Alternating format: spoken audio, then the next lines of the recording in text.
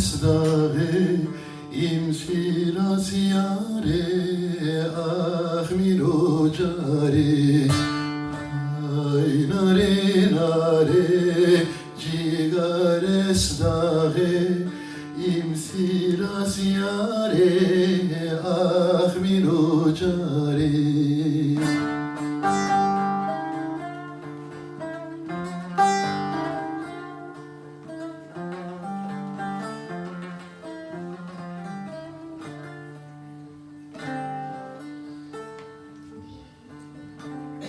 Tarihin derinliklerine gelen, vicdanın sesiydi yüreğinde yankılanan. Sığındığı kuytu kayalığın derinliğinde sızladı acıları.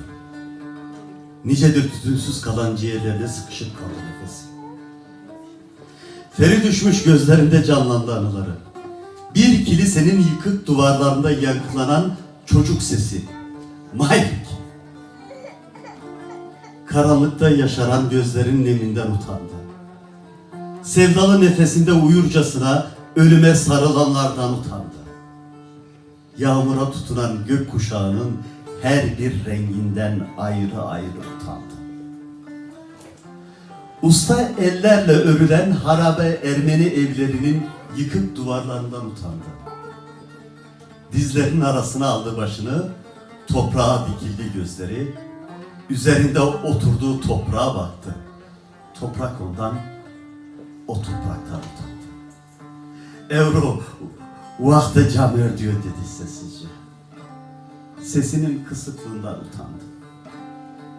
Oysa ciğerlerini parçalayan acıyla haykırmak istiyordu, korktu. Uçurum boylarında açan kırmızı benekli, beyaz yapraklı çiçeğin yaşama olan sevdanısını düşledi. Etrafını saran çalı dikenin inadına nasıl da dirençteydi uçurum rüzgarlarına.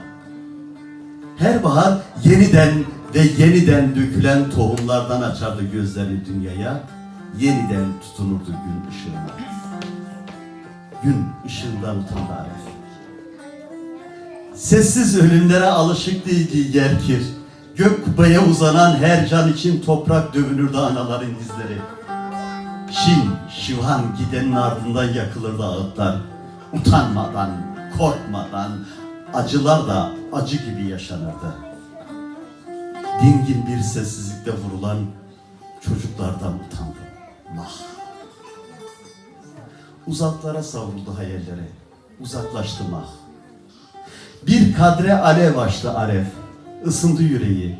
Mayrik seslendi uzaklarda, sesinden türkü olduğu, umut olduğu, yaşam olduğu, doğumundan çocuklar saklambaç oynadı muzurun, ebelenmeden öldürüldü çocuklar, kan aktı muzur.